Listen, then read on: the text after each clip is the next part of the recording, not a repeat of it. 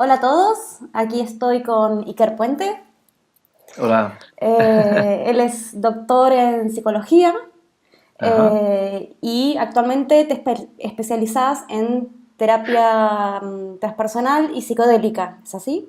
ajá, Me gustaría que nos cuentes un poco tu recorrido, o sea, vos estudiaste primero en ajá, España, bueno, y que nos cuentes.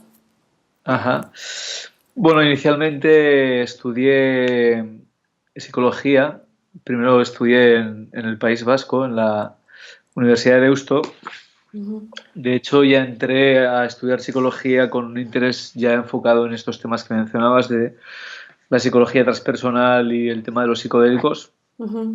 Aunque en aquel entonces no sabía que hubiera una escuela de psicología, bueno, casi no conocía la psicología. Me Mm. interesaba el estudio de la mente, pero no sabía que hubiese una escuela de psicología que se llamaba Psicología Transpersonal. Entonces, Mm. bueno, me inscribí a la facultad queriendo conocer más sobre la mente y especialmente sobre ese tema que luego desarrollaremos de los estados ampliados de conciencia, de las diferentes técnicas para acceder a ellos.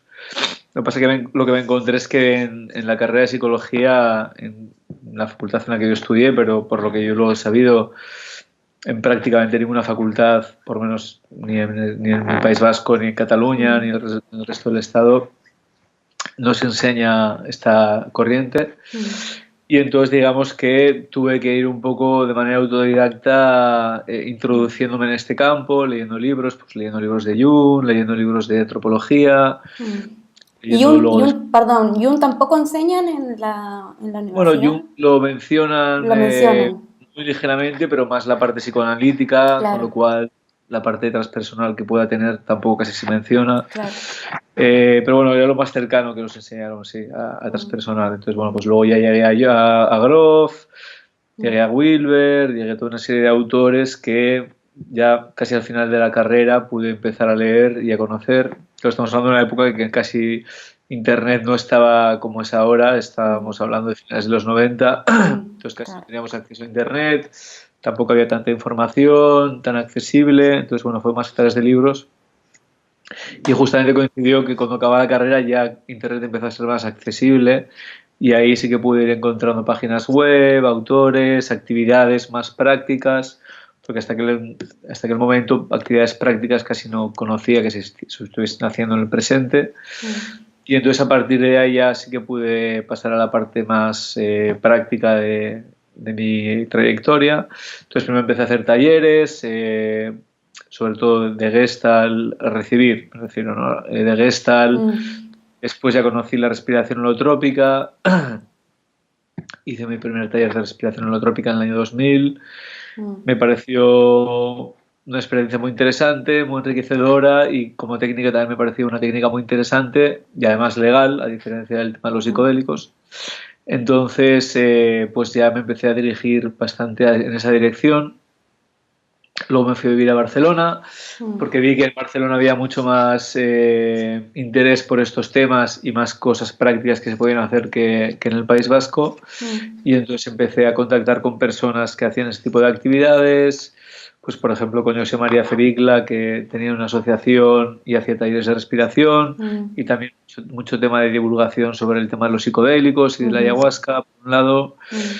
Luego estudié un par de años de antropología, ya que vi que en la carrera de psicología no nos explicaban nada sobre estos temas, pensé que en antropología quizás sí. Y hasta cierto punto sí que es verdad que en antropología, pues por lo menos desde la parte del ritual, Mm. de la religión, Mm. sí que se trataba este tema un poco más, pero de manera periférica, que yo Mm. ahí sí puedo profundizar más en autores pues como Mircea Eliade, Mm. diferentes, Michael Hartnett, diferentes Mm. autores y antropólogos que habían investigado este tema. Y después ya empecé a formarme como psicoterapeuta. Entonces, Mm. en primer lugar, me empecé a formar con el tema de la respiración, Sí. con José María Fericla. Mm. Después decidí formarme en Gestalt, porque Sí. también era una técnica que veía que era muy, muy interesante, muy vinculada a lo transpersonal y que había mucha oferta, muchas posibilidades de hacerlo en Barcelona. Bueno, de hecho es interesante que me acabé de decidir de estudiar Gestalt por dos razones. Una, porque Groff en alguno de sus libros habla de que una buena manera de hacer la preparación y la integración de las sesiones con respiración holotrópica es a través de la Gestalt, como lo veo muy complementario. Entonces, bueno, pues si me quiero dedicar al lo transpersonal y a trabajar con respiración, pues me va a venir bien tener esta herramienta. Sí. Y otra fue porque Claudio Naranjo lo conocí en un congreso en Barcelona y sabía que él era un poco como el padrino y uno de los pioneros de la Gestalt más Claro. de la línea de Fritz Pels, y al conocerle personalmente y ver su discurso y su presencia también me animó bastante a seguir esa línea. Sí. ¿Y vos ya te estabas dedicando profesionalmente? O sea, ¿estabas Fue cuando dedicándote como estaba haciendo la psicoterapeuta? formación de Gestalt cuando empecé a visitar ya personas sobre el año 2006 más o menos. Fue cuando oficialmente empecé a hacer psicoterapia, aunque bueno, anteriormente había hecho alguna cosa como prácticas, pero oficialmente, digamos, empecé a dedicarme en el 2006, 2007. Y entonces también en ese momento decidí que quería seguir profundizando en lo transpersonal, y como prácticamente no había formaciones en aquel momento por aquí, en el Estado español, en Cataluña, bueno, vi que en el CIS en California sí que daban formación. Lo que pasa que, bueno, me resultaba económicamente bastante difícil en aquel momento acceder. Con ese, bueno, voy a empezar un doctorado aquí en psicología en la Universidad Autónoma de Barcelona. Sí, y Busqué, perdón, sí, decime. sí, busqué alguna persona que estuviese abierta a estos temas, porque, claro, no había ningún programa ni de psicología transpersonal, ni de nada, de doctorado me refiero, ni de nada que se le pareciera. Con lo cual, pues tuve que apuntarme a otro programa y buscar un tutor para mi tesis, para mi tesina en aquel momento de máster, que estuviese mínimamente abierto a estos temas. Entonces, tuve la suerte de encontrar una persona y empecé a hacer los cursos de doctorado, pero básicamente iba haciendo de manera autodidacta las lecturas que me faltaban para poder empezar a ver una investigación en este campo. Y bueno, básicamente en el doctorado aprendí la parte de la metodología, la parte de la ciencia, de cómo hacer un estudio, etcétera, que también en realidad también fue muy enriquecedor aprender toda esta parte más de cómo estructurar una investigación. Claro. Y tu tesis la hiciste sobre complejidad, se llama Complejidad y Psicología Transpersonal, Caos, Autoorganización y Experiencias Cumbre en Psicoterapia. Sí, Contame entonces de qué es eso. es un título bastante largo. Bueno, entonces fui paralelamente formándome en Gestalt, aunque ya estaba acabando la formación, y haciendo los cursos de doctorado. Mi primera investigación fue sobre unos talleres de respiración, que no era respiración holotrópica, se llama respiración holorénica, aunque son muy parecidas, que dirigía Jesús María Fericla, que es a lo que tenía acceso en ese momento, lo más fácil y accesible, pero eran talleres que me parecían muy interesantes. Entonces, la tesina del máster fue sobre estos talleres. Y entonces un poco también, primero fue una cuestión también estratégica, por decirlo de alguna manera, el tema de coger el tema de la complejidad. A mí ya me interesaba, y Grof en algunos de sus libros lo mencionan, que la psicología transpersonal en realidad no encaja mucho con el resto de escuelas de psicología y no encaja mucho con algunas corrientes científicas, pero porque gran parte de la ciencia occidental todavía está muy basada en lo que se llama el paradigma newtoniano-cartesiano, que es un paradigma que se basa en la física de Newton y en la filosofía de Descartes. Entonces, lo que viene a decir Grof en algunos de sus libros, sobre todo en el Beyond the Brain, que se tradujo como Psicología Transpersonal, Nacimiento, Muerte y Trascendencia y Psicoterapia, en este libro él venía a decir que bueno, que la psicología transpersonal sí que encajaría con otros modelos científicos, y entonces aquí enumera una serie de teorías que cuando él escribió este libro todavía no se le llamaba complejidad a este grupo de teorías, pero que poco a poco, sobre todo a través de Fritjof Capra, Erwin Laszlo y una serie de autores, Frédéric Monet aquí en Cataluña, por ejemplo, Edgar Morin sobre todo también, se ha ido como estructurando este conjunto de teorías en lo que se llama ahora complejidad o paradigma de la complejidad, ¿no? Entonces, en este conjunto de teorías científicas entraría desde pues, la física más de Einstein, ¿no? La física relativística, de la relatividad. Ujú, Luego la física cuántica también. ujú, Después ahí entraría la teoría general de sistemas de Bertalanffy, ujú. entrarían teorías como puede ser la teoría del caos, la teoría de las estructuras disipativas de Prigogine, y muchas otras que, digamos que comparten una serie de características que las distinguen de este otro paradigma que era el newtoniano-cartesiano. Entonces, bueno, como era un marco científico en el que tenía que enmarcar la tesis, me pareció que sería interesante Claro. hacer estas conexiones entre estas teorías científicas y la psicología transpersonal. Mm, Lo que al principio era algo estratégico, que un poco seguía mi intuición y a través de esta lectura del libro de Groff, me fui encontrando que en realidad hay muchísimas conexiones que no solo Groff, sino otros muchos autores transpersonales han establecido estas conexiones y que incluso desde el lado de la ciencia hay algunos científicos que también han establecido estas conexiones. mm, Con lo cual, digamos que el marco teórico de mi tesis se dedica a hacer estas conexiones claro. y realmente ver que no es algo superficial, que no es algo anecdótico, sino que realmente hay unas conexiones bastante profundas, ¿no? Ujú, ujú. Sí, una Y actualización de la disciplina de la psicología con las demás disciplinas de cómo van evolucionando también. sí, o sea, porque al final, y es lo que viene a decir Groff y otros autores, ¿no? Pues los físicos les costó también Claro. hacerse la idea de los cambios que implicaba para la física, por ejemplo, este cambio de paradigma de la física newtoniana, que tiene una serie de características que después Mm, la física de Einstein y la física cuántica dejan de tener, ¿no? Y de hecho, todavía en nuestro lenguaje cotidiano y en nuestra manera de entender la realidad, aplicamos mucho la física newtoniana y no mm, tanto claro. la relatividad Ujú, y la mm, física cuántica, pero lo que sí que es verdad es que en física está totalmente aceptado. mm, Los físicos ya hablan desde este lenguaje y luego las aplicaciones de esta física son innumerables, ¿no? O sea, mm, eh, tampoco soy experto en este campo, ¿no? Pero desde cómo funcionan los ordenadores, desde cómo mm, funcionan los móviles, desde cómo funcionan muchísimos aparatos tecnológicos, incluso claro. satélites, etcétera, se rigen más por esta Mm, física que por la física tradicional, por decirlo de alguna manera, ¿verdad? claro, claro. Y Y la entonces, psicología transpersonal, entonces, ¿cuál sería la mirada del ser humano desde la psicología transpersonal? bueno, a ver, por un lado, tenemos esta idea, ¿no? Que ya se podría sacar de Einstein, ¿no? De que el tiempo y el espacio son relativos, con lo cual esto ya abre la puerta a entender que las experiencias que se viven en estados ampliados de conciencia, que es lo que estudia básicamente la psicología transpersonal, o uno de los campos principales que estudia la psicología transpersonal, pues ya abre la puerta a dar una explicación a estas experiencias. O sea, si Mm, ya eh, la realidad o el espacio y el tiempo son relativos, pues tener una experiencia en la que se vive de una forma relativa al tiempo, que el paso del tiempo, la percepción del tiempo es relativa en relación a cómo se vive un estado ordinario de conciencia, por ejemplo, que pase más rápido o mm, que pase más lento o que uno pueda retroceder en el tiempo y tener regresiones a otras épocas de su vida, mm, o incluso entrar en contacto con el consciente colectivo de Jung, que serían experiencias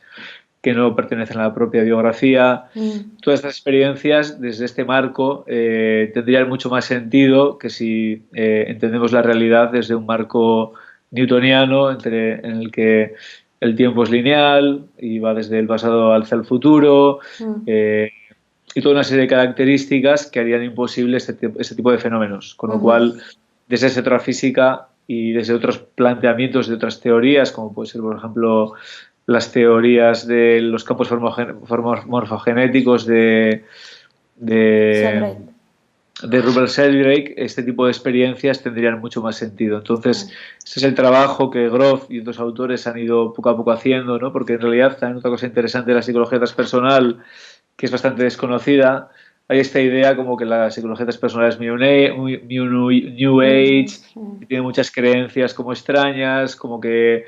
Pero en realidad la psicología transpersonal no tiene de base ninguna creencia. O sea, la psicología transpersonal es una ciencia. Como tal, lo que hace es estudiar determinados fenómenos, los estudia de forma científica a través de estudios científicos, y lo único que luego trata de hacer, bueno, y también en la práctica clínica recoge estas evidencias y lo que trata de hacer es buscarle explicaciones, ¿no? Entonces esto es lo interesante, por ejemplo, de los libros de Grof, que él nunca afirma nada rotundamente sobre este tipo de experiencias. O sea, él no dice que porque alguien tenga una experiencia de una vida pasada, que es como de las cosas como más llamativas de las que puede decir un psicólogo transpersonal, en ningún momento dice que ni que exista la reencarnación, ni que esas vidas pasadas que uno vive sean propias.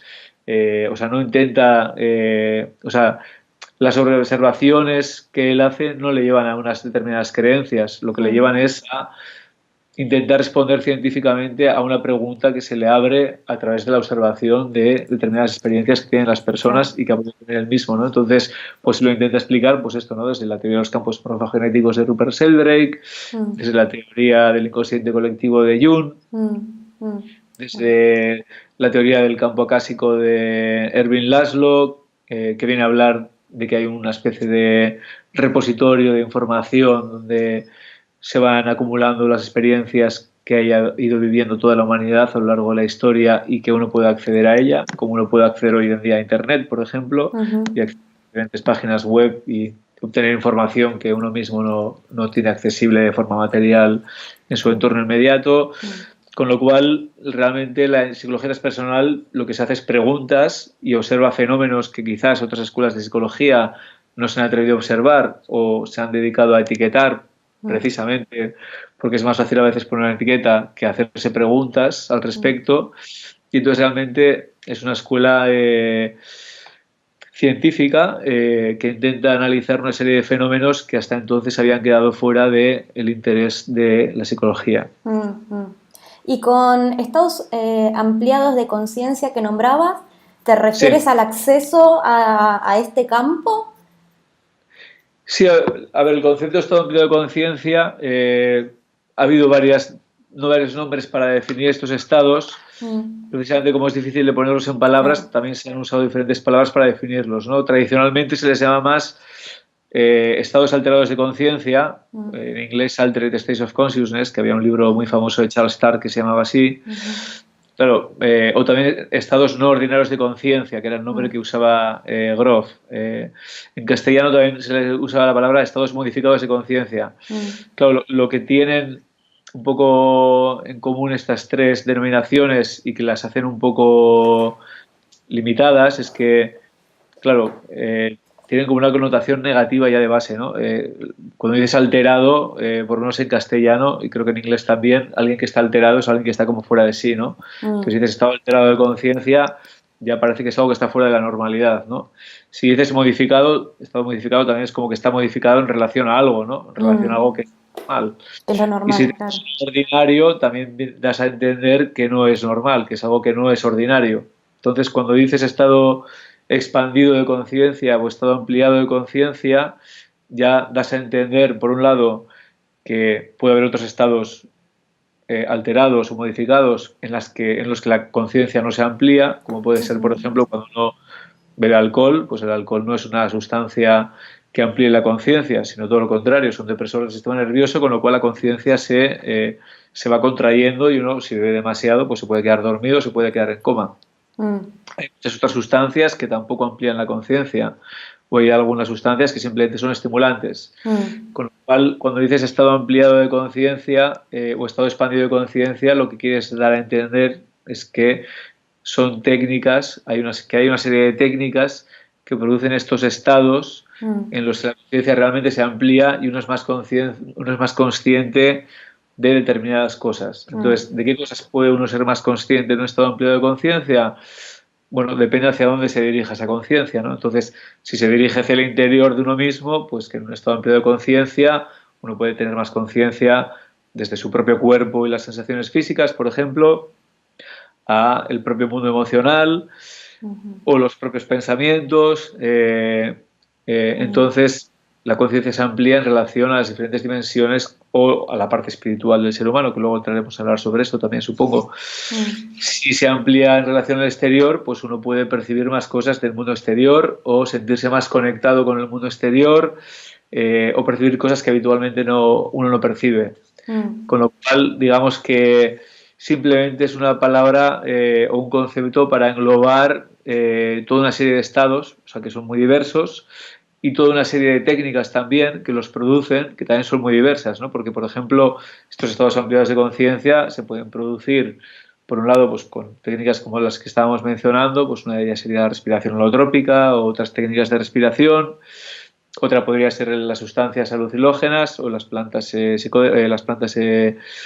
alucinógenas o las sustancias psicodélicas. Pero, por ejemplo, también la meditación sirve para producir un estado amplio de conciencia, la hipnosis, la música, determinadas maneras de usar la música pueden servir también para producir un estado amplio de conciencia, incluso la danza y el baile, el movimiento, el ayuno, o sea, realmente hay innumerables técnicas para producir estos estados, y lo que es interesante es que todas las culturas de todas las épocas han buscado o han tenido alguna técnica para acceder a estos estados y les han dado un valor muy importante dentro del contexto cultural al que pertenecían, ¿no? Entonces, desde todas las culturas prehispánicas en Latinoamérica que usaban plantas de poder, como puede ser los hongos en México, o el ololiuqui, o el peyote, la ayahuasca en todo el Amazonas, esto sería un ejemplo de ello, ¿no? Hay técnicas como la meditación, que están presentes en diferentes formas, o el yoga, pues en todo el sudeste asiático, tanto en la India como en China, como en Tíbet, como en Japón. Digamos que cada cultura o entorno cultural y en cada momento histórico han ido apareciendo diferentes técnicas y que estas técnicas han tenido diferentes propósitos, ¿no? Entonces también uno puede querer acceder a un estado amplio de conciencia o para entrar en un estado como meditativo y acceder a la dimensión espiritual del ser humano, o también puede ser para la sanación, para buscar un mayor estado de salud. También puede ser por motivos religiosos o rituales, con lo cual también los objetivos por los que uno puede querer acceder a estos estados o por los que una cultura ha creado contextos para acceder a estos estados son muy diversos también. Y te hago una pregunta, ¿cómo crees que nos afecta como cultura el hecho de no valorar estos estados, así como nombrabas que en las culturas prehispánicas lo valoraban y tenían sus rituales? ¿Cómo nos afecta como cultura no hacerlo? Bueno, de hecho, no solo las culturas prehispánicas, o sea, de hecho, prácticamente todas las culturas premodernas, menos la cultura occidental, han valorado estos estados de una manera muy destacada dentro de sus contextos culturales, ¿no? Entonces, si uno mira la historia de las religiones o la antropología o incluso la historia, verá que estas técnicas están presentes en todas las culturas y en todas las épocas históricas, incluso en Occidente, o sea, porque los griegos también tenían técnicas para hacer estos estados, los romanos, o sea, en diferentes épocas han estado presentes, ¿no? Incluso dentro de la religión cristiana, pues había ejercicios espirituales parecidos a la meditación y había técnicas también para hacer estos estados. Y es dentro de la época moderna cuando el valor de estos estados digamos, se deja de considerar importante y se empiezan a perder estos contextos donde acceder a ellos. Yo creo que la manera en la que está afectándonos es que al final estamos viviendo una cultura totalmente materialista o muy materialista, en la cual solo se valora lo material, y eso hace que también, bueno, y también tenemos una visión como muy mercantilista tanto de las personas como de la naturaleza y muy materialista, y esto hace que no haya un cuidado ni de las personas ni de la naturaleza. Se han perdido toda una serie de valores, toda una serie de prácticas que realmente por un lado nos hacían estar como más en armonía con nosotros mismos, pero también con el resto de las personas y también con la naturaleza. Por otro lado, al perderse esta dimensión espiritual a la que permitían acceder a estos estados, digamos que es una cultura en la que vivimos, aunque cada vez se empiezan a crear más espacios donde poder vivir este tipo de experiencias y se está recuperando, pero es una cultura, digamos, muy pragmática, que ha perdido todo tipo de creencia o de reverencia hacia algo que no se pueda reducir a algo que tenga un valor económico o un valor material, ¿no? Entonces, al final esto no se ha llevado, o sea, y no estamos hablando de espiritualidad en un sentido religioso de creer en el más allá o creer en Dios o algo así, sino simplemente estamos hablando de cosas tan sencillas como, y el lenguaje es muy inteligente, ¿no? Porque cuando hablamos del medio ambiente, ¿no? O sea, a mí es una cosa que escuché una vez a Leonard Boff en una conferencia. Claro, decir el medio ambiente es absurdo porque el medio ambiente no es el medio ambiente, es el ambiente entero. Porque nosotros somos medio ambiente. O sea, cuando se dice medio ambiente es como si nos fuésemos y estuviésemos aparte, ¿no? Y esto es un poco lo que hablábamos también antes de lo del paradigma newtoniano cartesiano, ¿no? Esta idea de Descartes de que está la red cógita y la red extensa, y los seres humanos somos seres que, bueno, que aparte que estamos divididos entre mente y cuerpo, pues lo material está fuera y nosotros somos otra cosa, y entonces esta separación como que nos hace ver todo lo exterior como material y solo material, y entonces pues nos hace tomar decisiones erróneas y nos está llevando a una situación pues muy límite también a nivel medioambiental, por ejemplo, ¿no? Sí. Al no ver que nosotros somos parte de la naturaleza y que si nos destruimos la naturaleza nos estamos destruyendo a nosotros mismos, ¿no? Entonces son este tipo de cosas que ya no estamos hablando de una espiritualidad en un sentido abstracto, en un sentido más cercano a la religión, sino en un sentido más concreto en cosas que nos afectan, ¿no? Y espiritualidad también entendida en una conexión con uno mismo, ¿no? Con uno mismo en el sentido de saber qué nos pasa por dentro.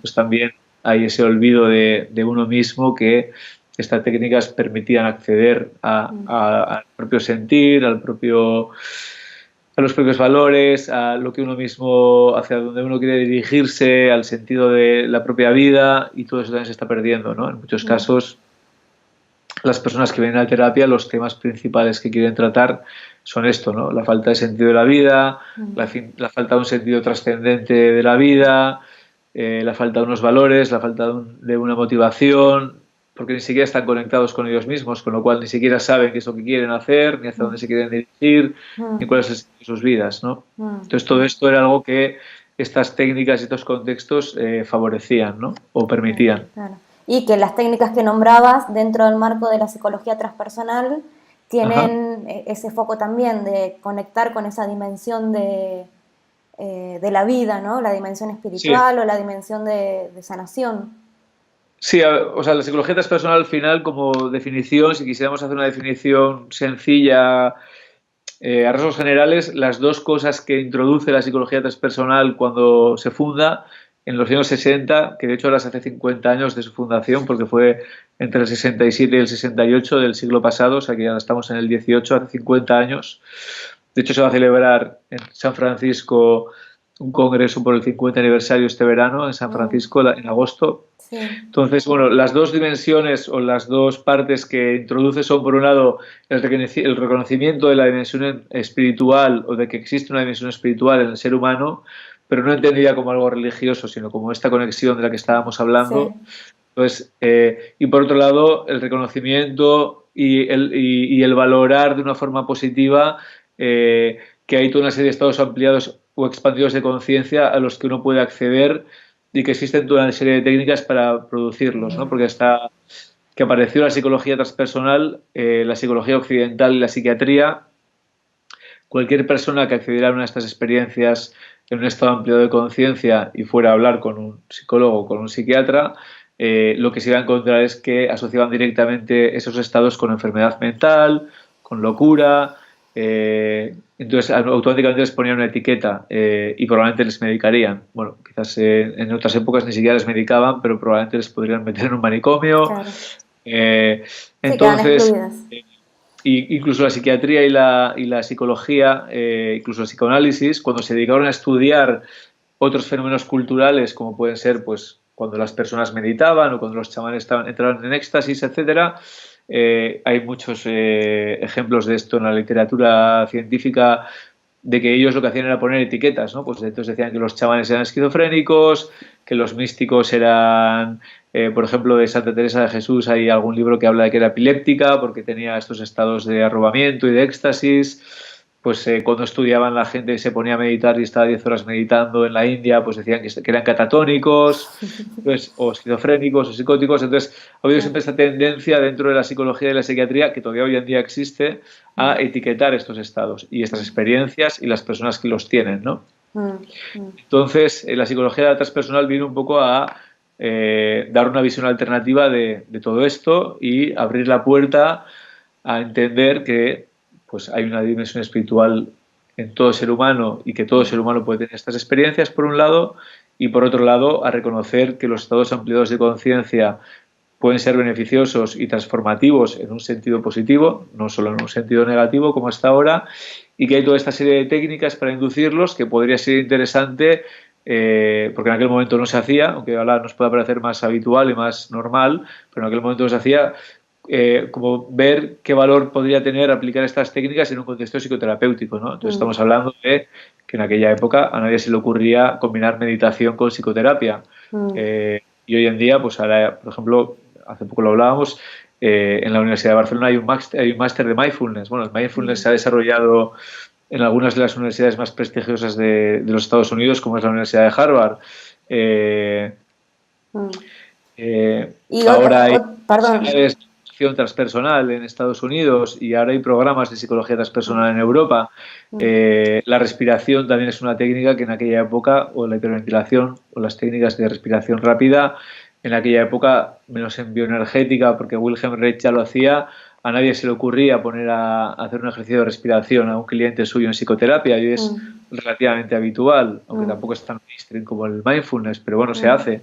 Pero estamos hablando de una época en la que nada de eso existía. Entonces, los pioneros en empezar a introducir estas técnicas en contextos psicoterapéuticos fueron los psicólogos transpersonales que en aquella época tuvieron una grandísima dificultad para hacerse entender, ¿no? Y bueno, y otra de las técnicas que ellos empezaron a incluir como algo interesante a combinar con psicoterapia es el tema de las sustancias psicodélicas que luego entraremos, ¿no? Entonces, de hecho ya había toda una tradición en los años 50 y 60 de empezar a trabajar con esas sustancias en contextos psicoterapéuticos y eso fue una de las influencias principales de la psicología transpersonal. De hecho, tanto Grof, que es uno de los fundadores de la psicología transpersonal, como James Fadiman, que es otro de los fundadores, los dos venían de este campo de investigación con psicodélicos en contextos terapéuticos. Contame, vamos hacia eso. O sea, contame del uso terapéutico de las sustancias psicodélicas. ¿Y cuáles serían las sustancias psicodélicas que se están investigando y cuáles son las que se usan? Bueno, este es un tema que me interesa mucho. Antes lo he mencionado, pero muy transversalmente. Es un tema que me interesa mucho desde que yo fui a estudiar a la Facultad de Psicología. De hecho, ahora recientemente he publicado un libro sobre este tema que se llama Investigación y psicoterapia psicodélica, pasado, presente y futuro. Entonces, como es un libro de entrevistas en el que entrevisto a diferentes investigadores y psicoterapeutas o que han trabajado en el pasado o que están trabajando actualmente con estas sustancias. Pues como te decía ahora, ya en los 50 y 60 y principios de los 70 del siglo pasado hubo una época bastante larga en la que se pudo trabajar con estas sustancias en investigación y en psicoterapia. Entonces, tanto en Europa como en Estados Unidos. Entonces, de hecho, llegó a ser algo, no voy a decir mainstream, pero algo bastante habitual, que se empleaba en muchos centros de investigación y en muchos centros de psicoterapia, tanto en Europa como en Estados Unidos, y sobre todo a principios de los años 60, finales de los 50, a principios de los 60, fue algo realmente muy popular. Se hicieron diferentes congresos sobre el uso de los psicodélicos en psicoterapia, tanto en Europa como en Estados Unidos, y había, como te decía, numerosos investigadores y numerosos centros que se dedicaban a este campo o que se dedicaban en parte a este campo, ¿no? Entonces, las sustancias que se emplearon en aquella época, pues por ejemplo, incluían sobre todo el LSD. Claro, el LSD esto no se sabe mucho, no se habla tanto, pero el LSD antes de que que se legalizara por sobre todo el uso masivo recreacional que hubo en la segunda mitad de los años 60 del siglo pasado, hasta entonces, desde el 43, que es cuando se descubre, hasta el 67 más o menos, el único uso que había de esta sustancia, o el uso principal que había de esta sustancia, era un uso legal, por un lado, porque era una sustancia legal, y era un uso para investigación y psicoterapia. Entonces, había, como te decía, un montón de centros, tanto en Europa como en Estados Unidos, que era una herramienta que empleaban para hacer psicoterapia. Además del LSD, que era la principal, también se usaba la psilocibina, que la psilocibina es la molécula psicoactiva que se encuentra en los hongos que antes mencionábamos, que se tomaban ya en épocas prehispánicas, tanto en México como en otros países. Luego estarían otras sustancias como el MDA, que es una sustancia similar al MDMA, que es la que se emplea hoy en día más, y otras muchas sustancias como la mescalina y otras que en aquella época, como te decía y os decía, eran legales, ¿no?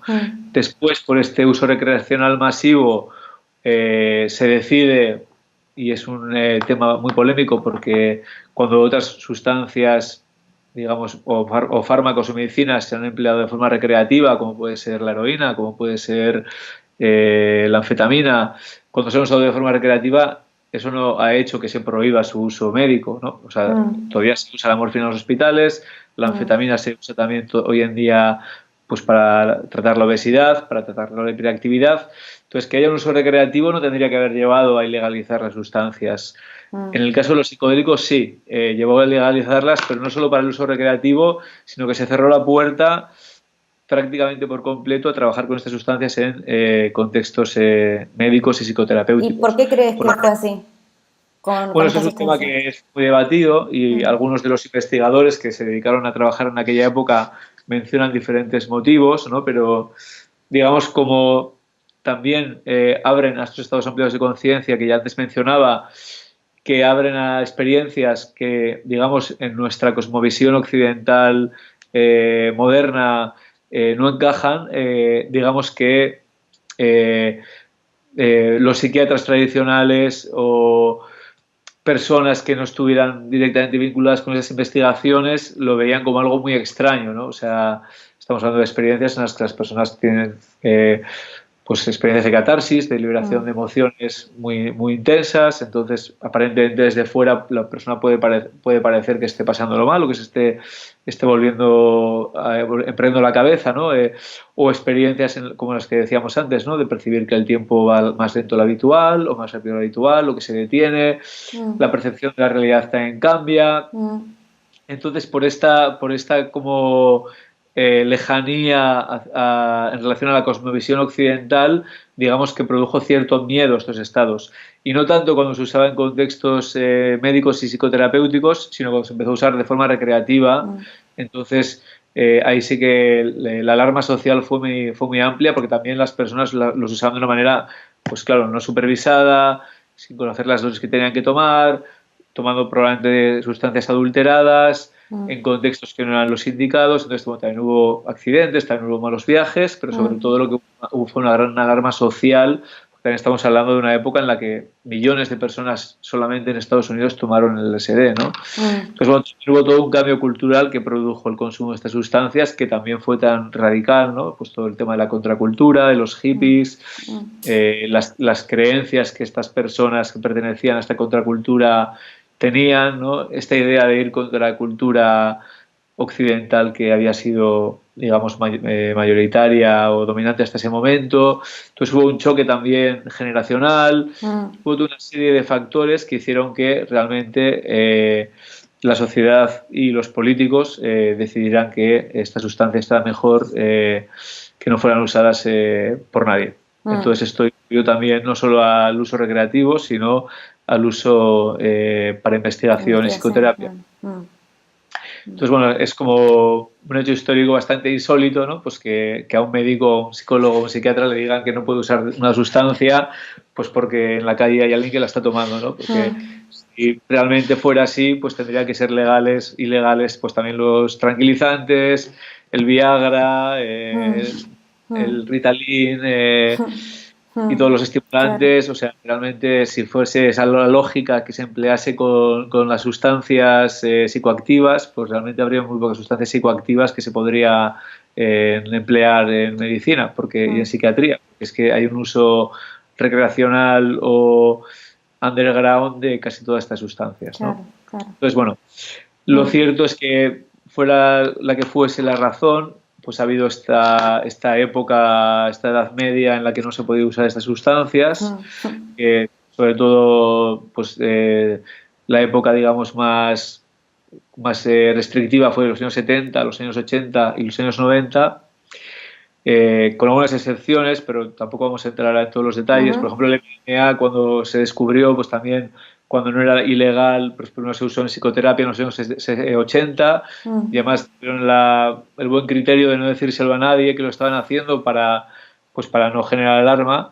Y entonces también después, cuando empezó a haber un uso recreativo, pues volvió a pasar lo mismo que con los psicodélicos en los 60 y se decidió también, y en este caso hubo incluso juicios y fue algo como muy, muy sonado, con programas de televisión, etcétera, en Estados Unidos, de psicólogos defendiendo que ellos trabajaban con esta sustancia y tenían buenos resultados, pero por este uso recreacional masivo que se produjo del MDMA en los años 80, nuevamente se decidió ilegalizar la sustancia, no solamente para el uso recreacional, sino también para el uso médico y psicoterapéutico. Entonces, no fue hasta finales de los años 90 y sobre todo a principios de este milenio, no solo lo nuevo, sino milenio nuevo, el año 2000, 99-2000, que es cuando se vuelve a abrir la puerta muy gradualmente, o sea, al principio muy gradualmente, a poder investigar otra vez con estas sustancias, ¿no? Entonces ahora llevamos ya, pues sí, estamos hablando del 99-2000, esta segunda época, que ya son 18 años, 17-18 años, en la que se han podido empezar otra vez a hacer investigaciones y trabajo en psicoterapia. Pero dentro siempre de contextos psicoterapéuticos y de contextos de contextos de investigación, porque todavía no son sustancias legales. Esto también quiero dejarlo muy claro. Que haya estudios científicos con estas sustancias no quiere decir que todavía sean sustancias legales, todavía son sustancias controladas que solo se pueden emplear en esos contextos. Para el resto de contextos siguen siendo sustancias controladas.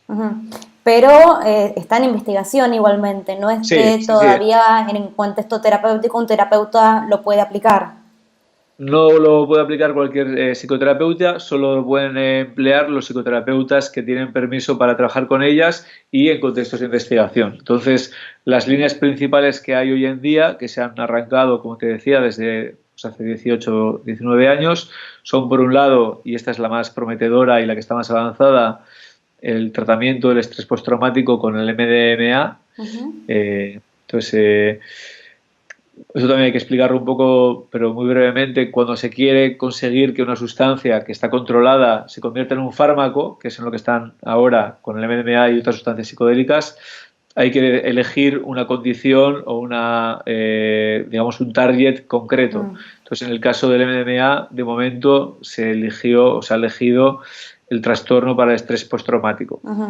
¿Y qué es lo que hace la sustancia? ¿Cómo concretamente qué es lo que hace? Exactamente un psicodélico, aunque es de la familia.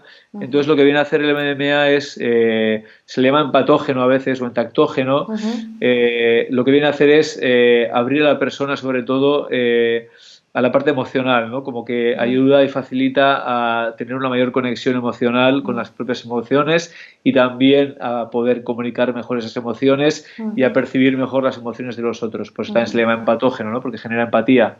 Entactógeno porque genera un contacto mayor con las propias emociones, ¿no? Entonces esta sustancia, como te decía, ya hubo una época en los años 80 que se estuvo utilizando en contextos psicoterapéuticos.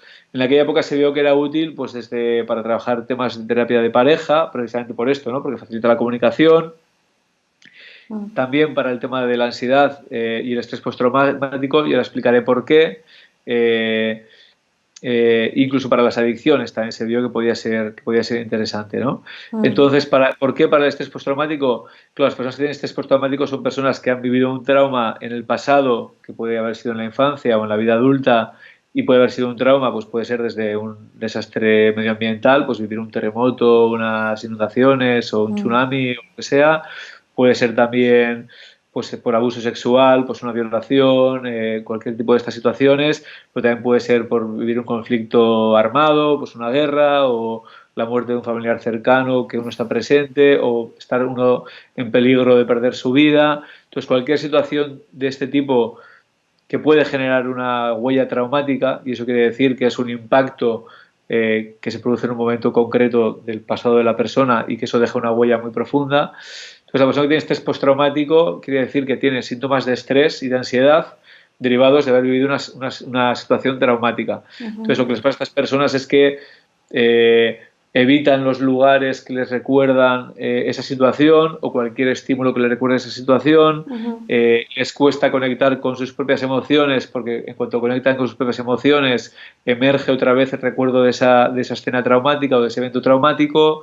Entonces tienen bloqueos también incluso a nivel de la memoria, de poder recordar esa experiencia o de poder conectar con esa experiencia emocionalmente, e incluso cuando van a la terapia tienen muchísimas dificultades para enfrentarse a eso, ¿no? Entonces hay personas que incluso, pues por ejemplo, personas que han tenido, por ejemplo, una situación de violación, una situación de violencia, hay personas que ni siquiera salen de casa porque tienen miedo a salir de casa, porque pueden tener miedo al otro, ¿no? A las personas, a que alguien les haga daño, ¿no? Entonces pueden ser situaciones muy limitantes. Y te hago una pregunta, vos que también te formaste en Gestalt y en terapias psicocorporales, ¿en qué casos puntuales, por ejemplo, no se puede abarcar desde una terapia como la Gestalt o corporal, y sí desde el uso de estas sustancias para el contacto emocional o todo lo que estás nombrando? No, precisamente ya las terapias corporales y la Gestalt, como son terapias que derivan de la psicología humanista, ya son terapias como más avanzadas y que permiten mayor conexión con ese tipo de situaciones que lo que podría ser, por ejemplo, bueno, para el estrés postraumático hay que trabajar con técnicas muy específicas, o sea, tampoco se puede generalizar, pero digamos que ya la terapia corporal implementa una serie de técnicas que favorecen poder acceder a situaciones que otras técnicas no permitían, ¿no? Porque ya se trabaja con el cuerpo, ¿no?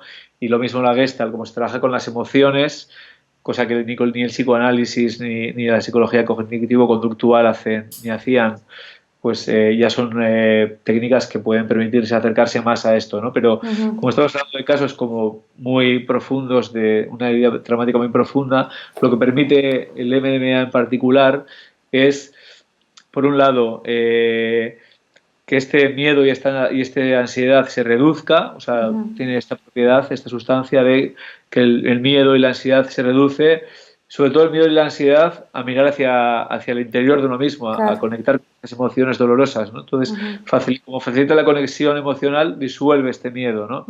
Entonces, disuelve el miedo por un lado y la ansiedad, con lo cual uno se siente más relajado y se siente como más confiado en poder conectar con estas emociones dolorosas, con estos recuerdos dolorosos, y poder no solo conectar con ellos, sino también como poder procesarlos emocionalmente y comunicarlos al terapeuta, ¿no? También ahí está mayor cercanía emocional al otro, con lo cual si es en terapia, pues hay una mayor cercanía emocional con el terapeuta, entonces hay una mayor facilidad para comunicarse con esta persona que está haciendo la terapia contigo, poder abrirte a ella y poderle contar estas experiencias que uno ha vivido, ¿no? Y de esta manera, ¿no? Con lo cual, esta sería, digamos, la característica principal que hace que el MDMA sea tan útil para trabajar este tipo de trastornos, ¿no? Entonces, también facilita mucho eso, no solo conectar con las emociones, sino poder revivir esas experiencias traumáticas, ¿no? Como poder ir atrás en el tiempo, volver a conectar con ellas y no solo recordarlas de una manera intelectual, sino también poder revivirlas emocionalmente. Y al final, digamos que la filosofía que hay detrás de este tipo de tratamientos con el MDMA y también otros psicodélicos, que de hecho viene de la psicología transpersonal, esta idea de que para que una emoción deje de tener poder sobre nosotros, lo que hay que hacer es precisamente poder sentirla, poder procesarla, y para poder procesarla eso implica poder exteriorizarla, ¿no? Es a través del reconocimiento de lo que a uno le está pasando que se sanan las heridas traumáticas, ¿no? Bien, ¿y qué otras sustancias se están investigando en la actualidad? Bueno, estaríamos por un lado hablando del MDMA. Lo que también quería señalar del MDMA es que, bueno, no vamos a entrar ahora en todo el tema de las diferentes fases de los estudios científicos, pero digamos que el MDMA ya está entrando en lo que se llama fase 3. Hasta ahora había pequeños estudios piloto con como máximo 20 personas y se habían hecho entre 4 y 6 estudios de este tipo. Como los resultados han sido muy positivos, y además, de hecho, han sido tan positivos que son más positivos que otros tratamientos para el estrés postraumático que ya existían hasta ahora, al ser tan positivos los resultados, les han dado el permiso para la fase 3, que esto ya implica hacer entre 10 y 20 estudios simultáneos en Estados Unidos y otros 10 o 20 estudios simultáneos en Europa, aunque esto está todavía por conseguir los permisos, con unos 20 o incluso más voluntarios por estudio, con lo cual quiere decir que de aquí a 5 o 6 años, 7 como máximo, cientos de personas habrán sido tratadas con esta técnica, ¿no? Que es una psicoterapia asistida con MDMA, y entonces de aquí, se habla que de aquí al 2021-2023 el MDMA ya podría ser un fármaco, es decir, podría ser una sustancia legal para el tratamiento del estrés postraumático. Wow. Y esto podría abrir la puerta, además, a que pueda ser empleada esta sustancia para el tratamiento de otro tipo de trastornos, como mencionaba antes, ¿no? Pues para, por ejemplo, tratar adicciones como el alcoholismo, que ahora se va a empezar un estudio en Londres, para trabajar la ansiedad social, para tratar problemas de pareja, con lo cual, una vez que se consiga que la sustancia sea legal, esto podría facilitar que se pueda abrir la puerta a emplearla para otras condiciones y otros tratamientos, ¿no? Sí, y el cambio social también que eso implica, ¿no? El hecho de que sea aceptado finalmente. Sí, bueno, claro, aparte lo que sí que va a hacer también el hecho de que ya sea legal es que la percepción social de estas Claro, sustancias va a cambiar radicalmente, ¿no? claro. Porque de hecho, por eso es tan importante ahora y hay que hacer un trabajo educativo de explicar esto, ¿no? Y mi libro en parte es parte de esta labor educativa, ¿no? Porque ahora hay que Sí, explicarle a todo el mundo que estas sustancias que habían sido tan demonizadas y que habían sido tan consideradas tóxicas y peligrosas no lo son tanto. claro. Y entonces, digamos que ahora hay una gran labor por delante de, digamos, explicar otra vez este valor de estas sustancias que hasta ahora había sido totalmente negado o escondido, ¿no? Claro.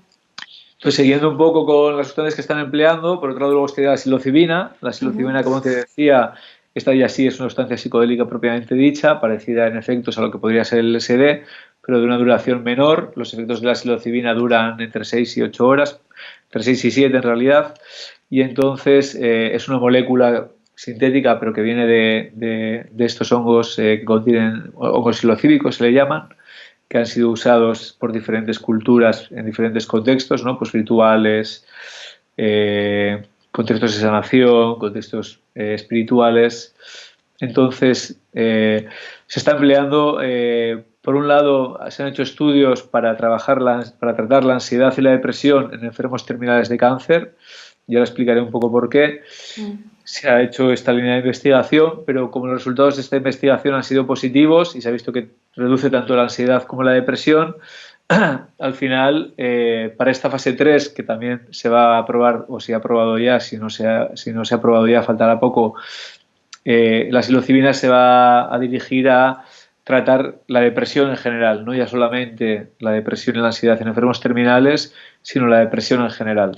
Entonces, ¿por qué se empezó a trabajar con enfermos terminales? Pues porque también estas experiencias en estados ampliados de conciencia a veces llevan a las personas a tener experiencias que se llaman cercanas a la muerte o a vivir estados de conciencia en los que la propia identidad se diluye, o sea, experiencias personales, y como uno al morir realmente es un estado, también se podría considerar que la muerte es un estado modificado o ampliado de conciencia, porque básicamente una de las cosas principales que pasa es que la propia identidad se disuelve, ¿no? Pero en este caso se disuelve para siempre, ¿no? Porque se disuelve a nivel físico, se disuelve a nivel emocional, Claro. se disuelve a nivel cognitivo, por hasta donde sabemos no queda nada, ¿no? No sabemos lo que pasa después, pero la experiencia que uno tiene inicialmente es de disolución total, ¿no? Y entonces, cuando uno tiene una experiencia psicodélica profunda, también puede sentir que su ego se disuelve, su identidad se disuelve.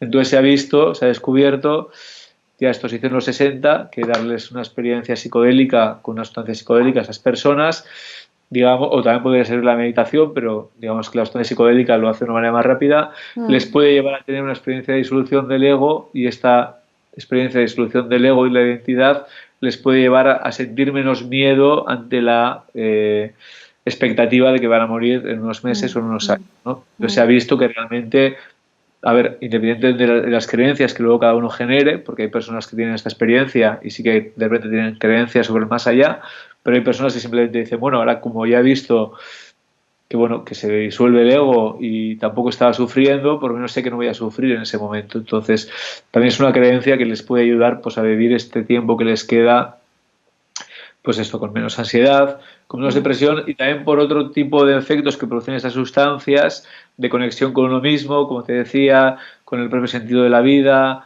con determinados valores. También pueden hacer que la calidad de los meses o años que les queden a estas personas de vida aumente. Y luego aparte también se ha visto, y por eso se va a trabajar ahora para el tema de la depresión, que sirve o que tiene un efecto antidepresivo esta sustancia, con lo cual también se vio que las personas vivían con menos tristeza y depresión esta época final de su vida. Entonces, como te decía ahora, por los resultados tan positivos que se han encontrado también en estos estudios, se ha decidido ampliar el espectro, digamos, a lo que sería la depresión en general. Y pues claro, también de aquí a unos años y los resultados de los estudios que se van a hacer, que como te decía con el MMA, pues con la psilocibina será igual, un montón de estudios paralelos que envolverán o que implicarán a un montón de personas con depresión.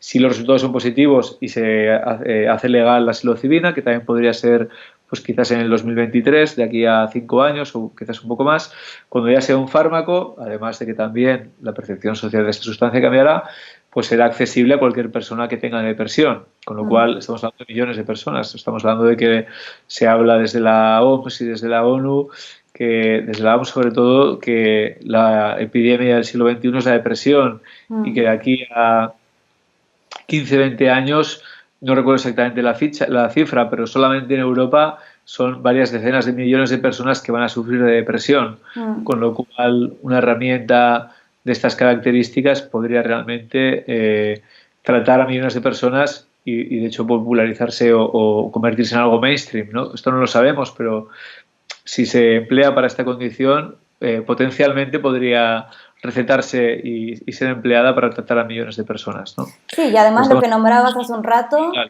Perdón, ¿sí? ¿cómo? Te estamos dando un cambio bastante radical, o sea, que realmente, porque el trastorno de estrés postraumático no es minoritario, pero tampoco es tan mayoritario, pero la depresión ya estamos hablando de algo que es muy mayoritario. Y de hecho otras dos líneas que hay abiertas con la psilocibina son para el tratamiento del alcoholismo, por un lado, y por otro lado, para el tratamiento de la adicción a la nicotina, por otro. También se han hecho estudios pilotos y también se han visto resultados muy positivos. De hecho, en el estudio con nicotina, creo que eran solo 12 personas en el estudio, pero el 80% de las personas dejaron de fumar, que esto comparado con cualquier otro tratamiento para dejar de fumar es un porcentaje súper elevado. Y en el del alcoholismo recuerdo las cifras, pero también el número de personas que dejaron de beber por lo menos durante un año era mucho más elevado que cualquier otro tratamiento para dejar de beber, ¿no? Entonces, son herramientas que realmente son muy poderosas, que hay que tener una formación para saber cómo trabajar con ellas realmente, y esto es otro tema que está sobre la mesa ahora mismo, cómo formar a personas para cuando estas sustancias sean legales y puedan ser empleadas en psicoterapia, pero que son muy poderosas y pueden realmente ayudar a tratar diferentes tipos de trastornos mentales o de enfermedades mentales o de dificultades psicológicas o como le queramos llamar, según la corriente psicológica a la que uno pertenezca, ¿no? ¿Y cuál es la diferencia entre el uso terapéutico que se está investigando y el uso chamánico con estas sustancias? Sí, bueno, aquí también entraríamos en este tema que estaba justamente mencionando ahora, ¿no? De la formación que uno necesita, de la preparación que uno necesita. Entonces, claro, estamos hablando de dos temas completamente diferentes. Claro, el uso chamánico de estas sustancias, también habría que distinguir entre el uso chamánico de estas sustancias en los contextos a los que pertenecen estas sustancias, ¿no? Pues como puede ser tomar peyote en México, con el desierto del Wirikuta, con la comunidad indígena que lleva tiempo, milenios o cientos de años haciendo estos rituales, o tomar los hongos en Huautla de Jiménez o en otra comunidad indígena que tiene una tradición de usar los hongos de manera ritual y chamánica, o tomar la ayahuasca en el Amazonas con un chamán o que venga de una tradición chamánica.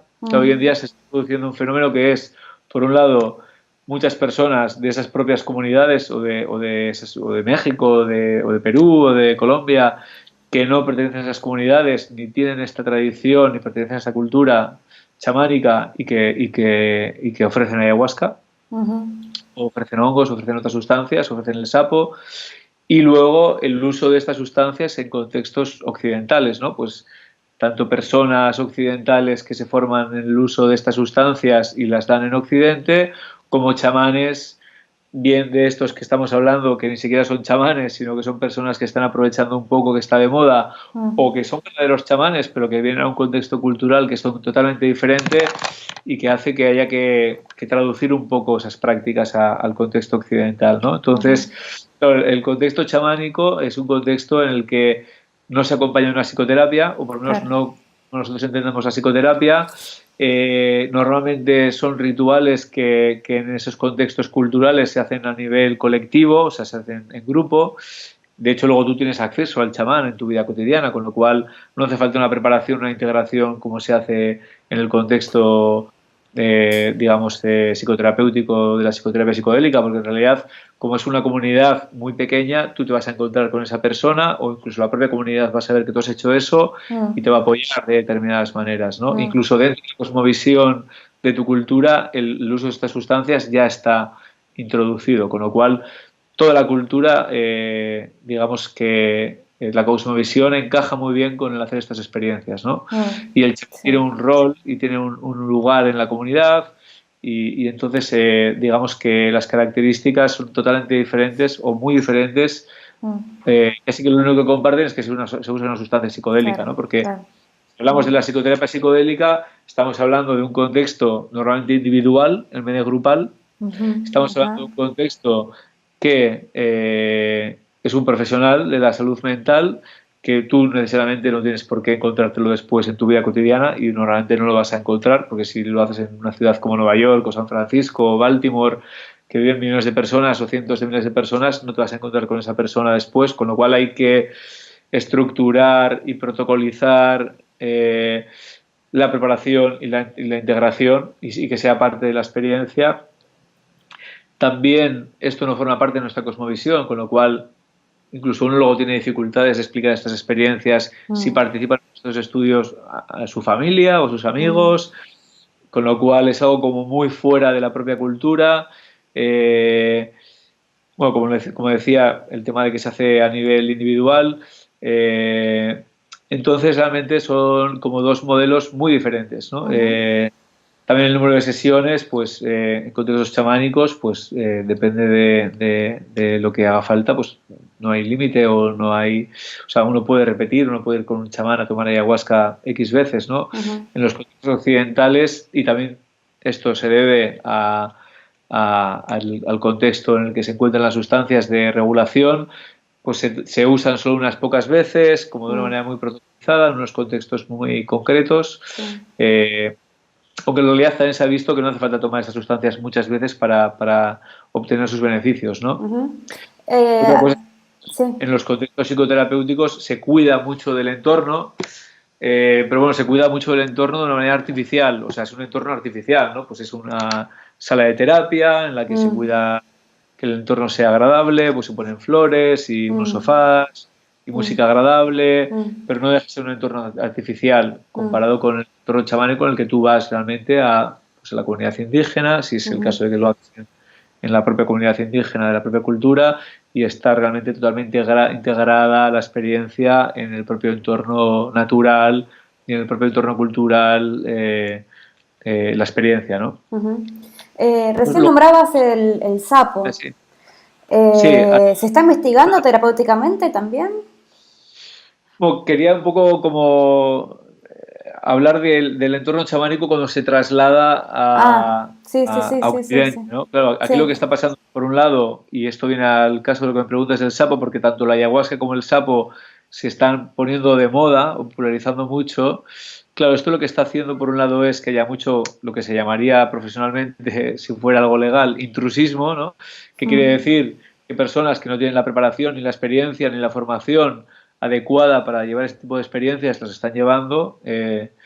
Entonces, que ni siquiera son chamanes o ni siquiera son personas que se han preparado para poder dirigir este tipo de sesiones y siempre teniendo en cuenta que es algo alegal. O sea, no es ilegal, es ilegal en algunos países, pero de momento es algo legal, ¿no? Entonces, siempre con todas las prudencias del mundo, pero es que además lo hace gente que no tiene ni siquiera la preparación adecuada para hacer este tipo de trabajos, ¿no?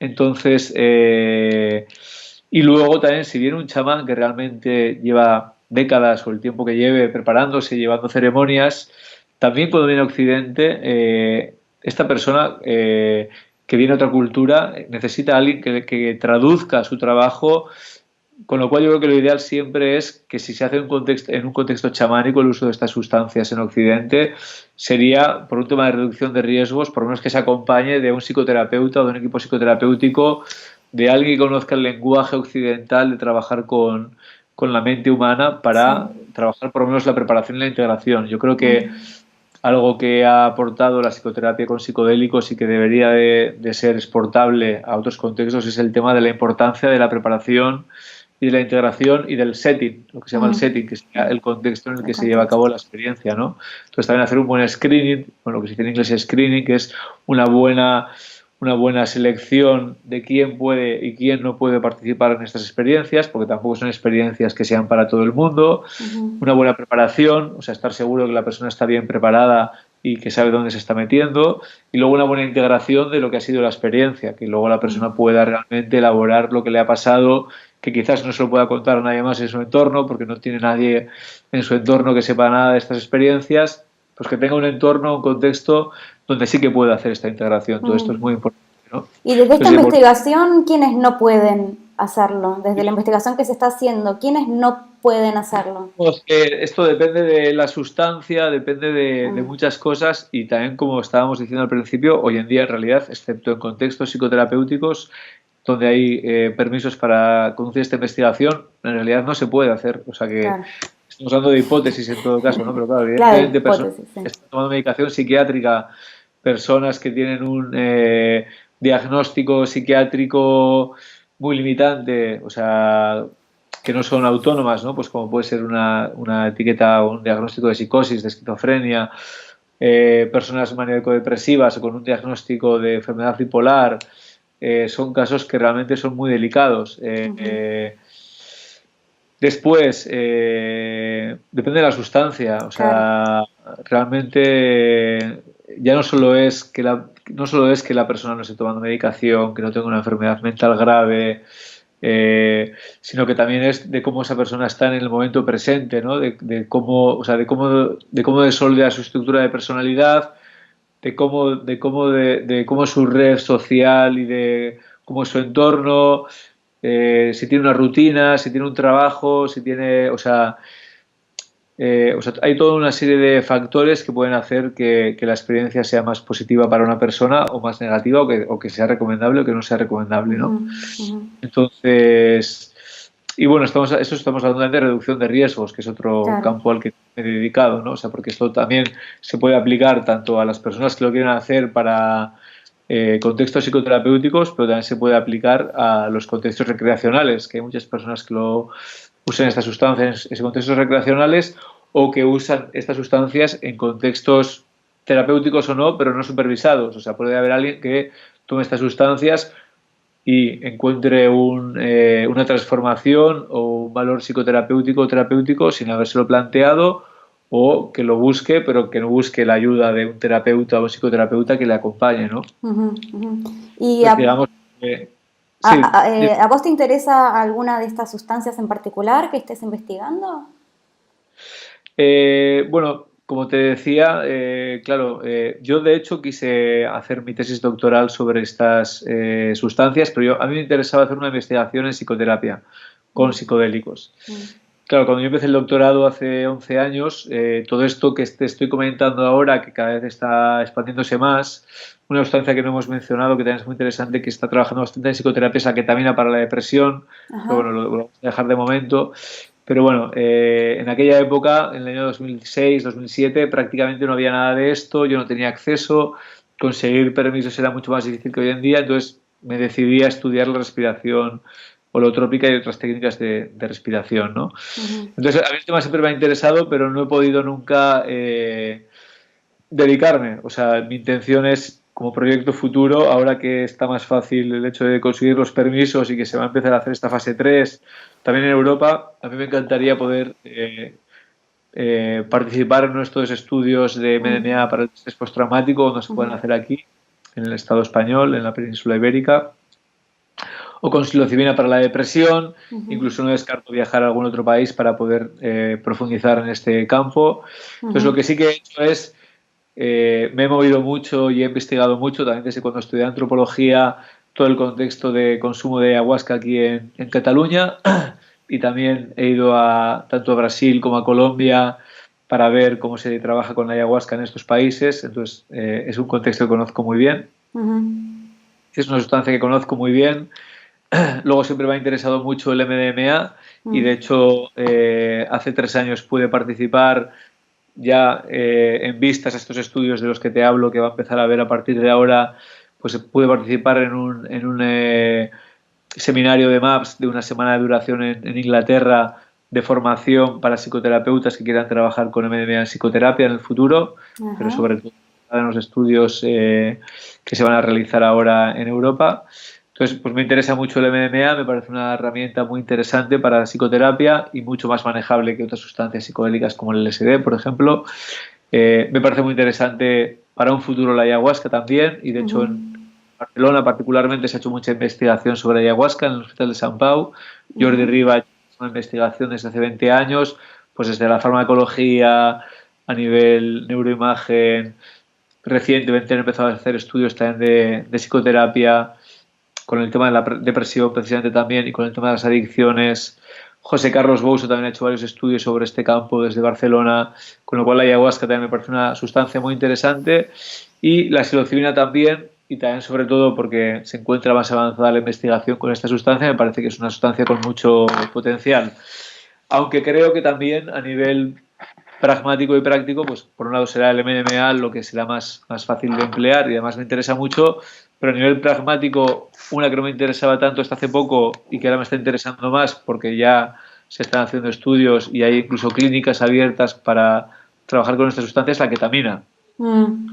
Porque resulta que la ketamina es la única sustancia psicodélica que no le pasó lo mismo que al LSD, a la psilocibina y al resto de sustancias psicodélicas.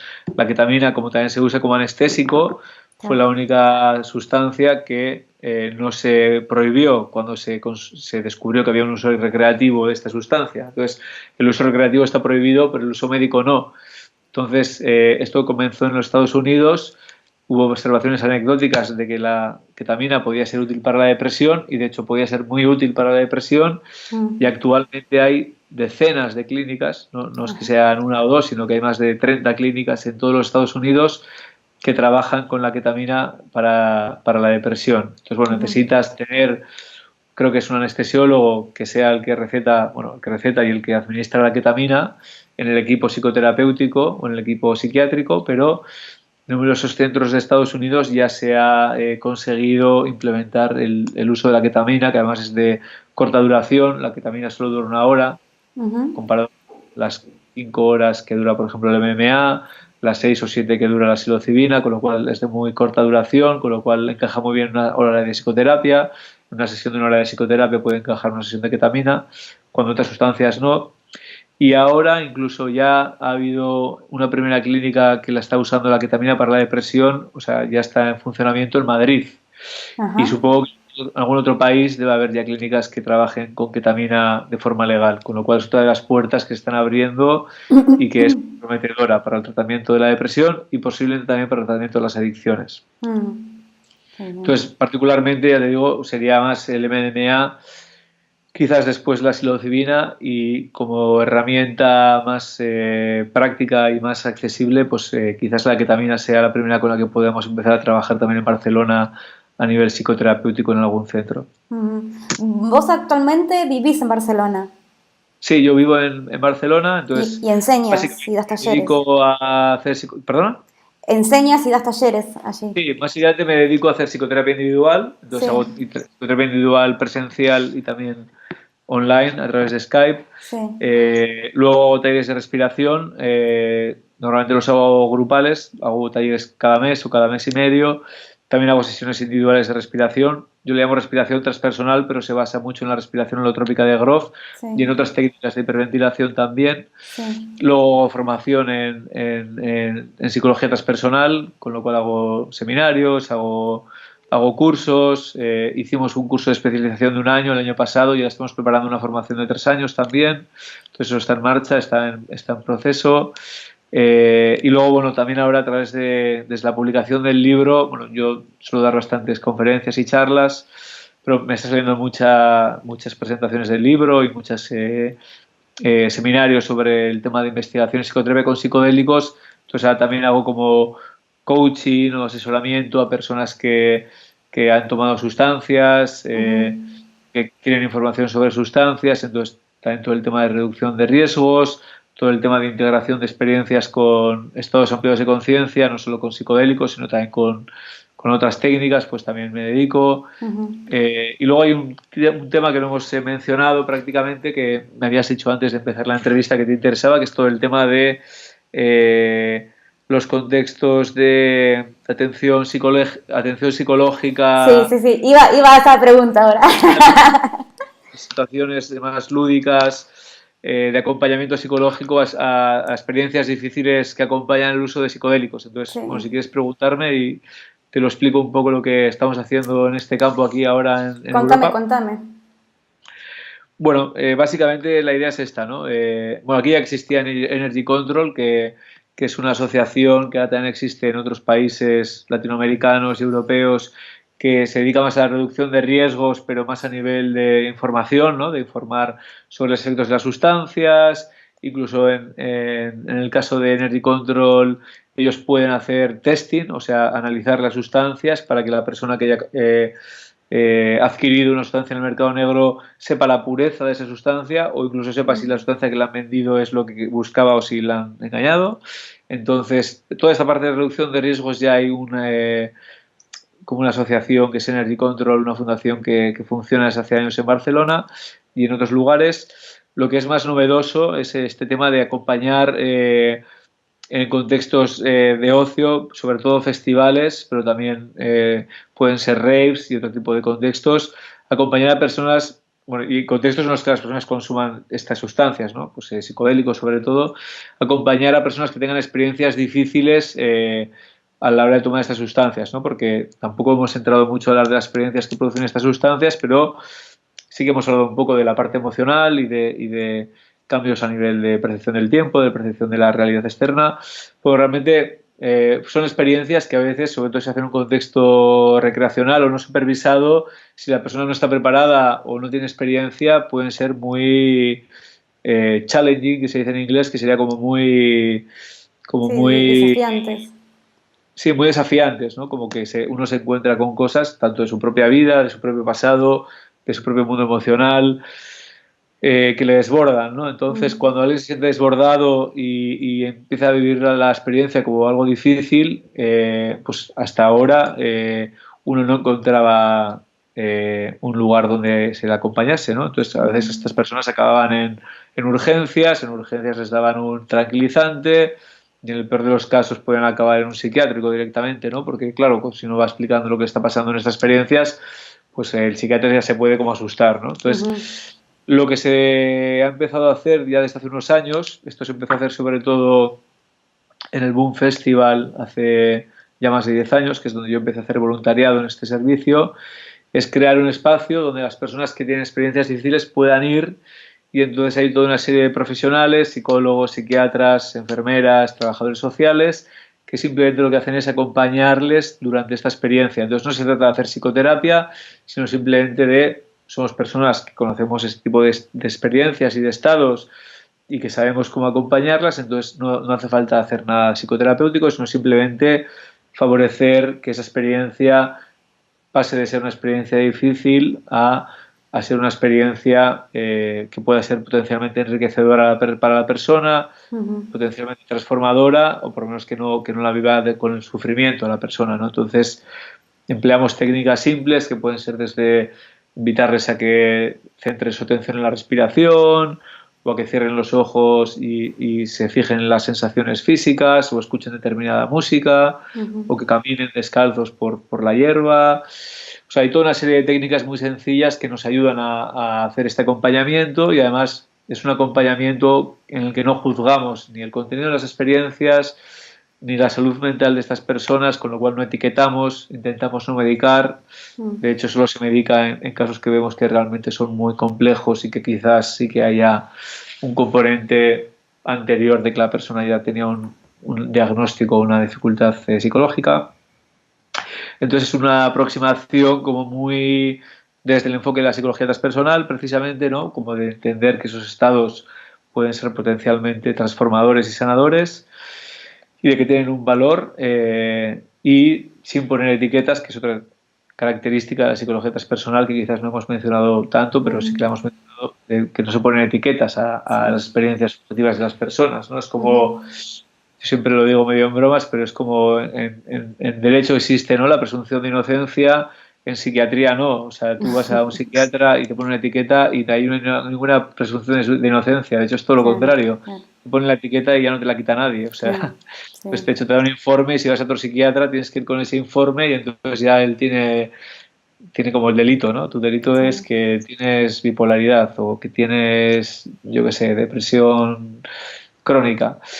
En derecho es al revés, uno es inocente hasta que se demuestre lo contrario, ¿no? ujú, Entonces nosotros también pues aplicamos la presunción de inocencia a la salud mental de las personas, entonces no creemos que nadie ujú, tenga ninguna enfermedad mental hasta que se demuestre lo contrario, ¿no?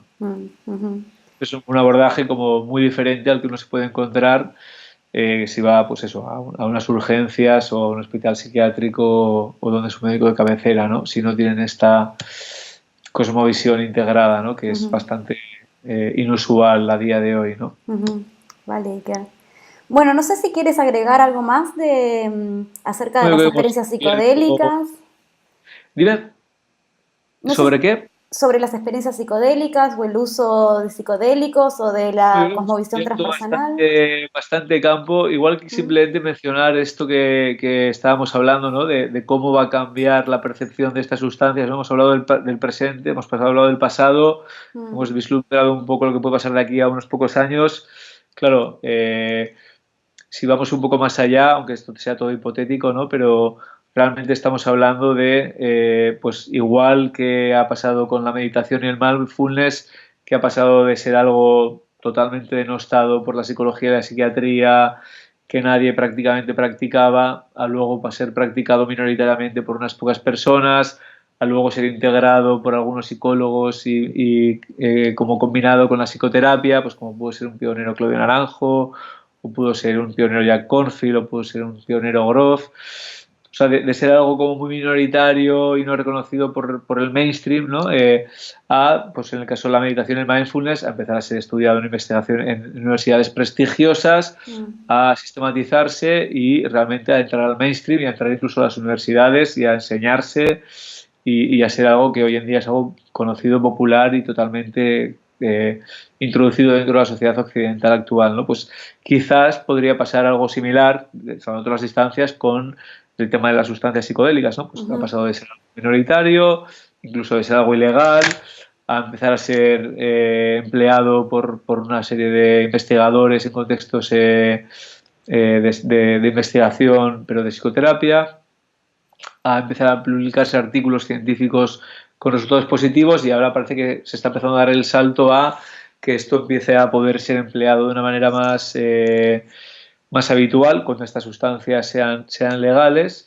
Entonces, primero, pues parece que van a ser para esas condiciones o situaciones que comentábamos antes, ¿no? Pues el trastorno de estrés postraumático, la depresión, pero luego se podría abrir las adicciones, se podría abrir otra serie de situaciones emocionales difíciles, pero la idea es que realmente se va a empezar como a introducir en el mainstream estos permisos que primero serán muy restringidos a medida que se formen personas con estas técnicas para dirigir experiencias con psicodélicos, pues se podrán aplicar en centros de psicoterapia, no solo en hospitales, probablemente, ya te digo que es todo muy hipotético, mm, e incluso lo que algunos autores del libro que acabo de publicar hipotetizan es que estas sustancias no solo tienen por qué reservarse a personas que tienen problemas psicológicos graves, ¿no? Igual que pasó con la psicoterapia, ¿no? Cuando entró la psicología humanista, precisamente la psicología humanista lo que abrió fue el campo a que las personas que no tenían problemas psicológicos graves también tenían derecho a recibir psicoterapia, ¿no? Para desarrollar los potenciales ujú, humanos y los ujú, potenciales superiores. Entonces también se está empezando a hablar de que realmente estas sustancias en el futuro, cuando se hayan normalizado a nivel social y se hayan ido introduciendo en el mainstream, también se puedan usar para el desarrollo de los potenciales, ¿no? Y esto Claro. incluiría pues, el tema de la creatividad, el tema de la inteligencia emocional, el tema de, por ejemplo, que se está estudiando también mucho ahora de las microdosis Mm, para estar como en un estado de flow a lo largo del día. Entonces, realmente las puertas que se están abriendo y el potencial de estas sustancias en el futuro, si se abre la puerta realmente a poder ser investigadas y a poder ser aplicadas y empleadas en contextos psicoterapéuticos y no solo psicoterapéuticos, sino de desarrollo personal, realmente el potencial es muy grande. mm, Entonces, todavía está todo por ver, todavía está todo por hacer, pero realmente el futuro parece que es muy prometedor y muy excitante, ujú. excitante en el sentido de que a mí me parece que es algo que va a dar muchas cosas positivas a la sociedad occidental. Mm, ok. Bueno, Iker, muchas gracias por esta Gracias a ti entrevista, por compartir, por divulgar. Ajá. Sí, yo creo que Así es que, algo importante que tenemos que hacer también, ¿no? Los sí. profesionales Sí, sobre todo de... porque me encuentro que hay poco en español.